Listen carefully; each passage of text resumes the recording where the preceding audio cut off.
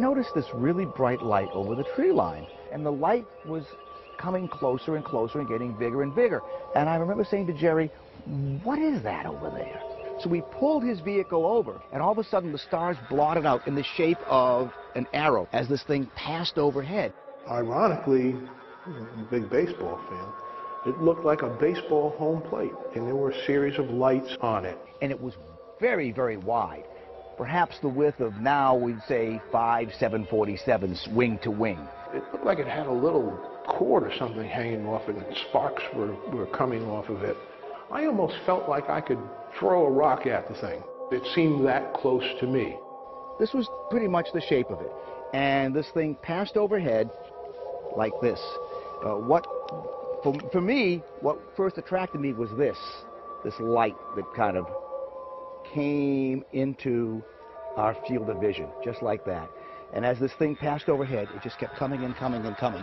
And the light kept getting bigger and bigger. I'm an Air Force veteran. I've been in the Air Force for 4.5 years. I've been around a number of different planes, and I said to Steve, that's not one of ours. And it just hovered there for a minute. It looked like it was over a little bit of a field, and the next thing you know, it just kind of took off. Up to that point, I had been 100% skeptic. I thought anybody who ever saw these things, they were either crazy or publicity hounds, or there was just something wrong with them in their head altogether. And whatever it was moved up and to the left. It hovered there for probably about 60 seconds, and then it took off at a high rate of speed, out of sight, directly away from us, and just disappeared. I was looking out my window towards the east. Under the tree line, there was an orange orb, and it was traveling, I'd guess, 40, 50 miles an hour. And it hit the tree line, and then it would just start to move up and just explode into like 5 balls.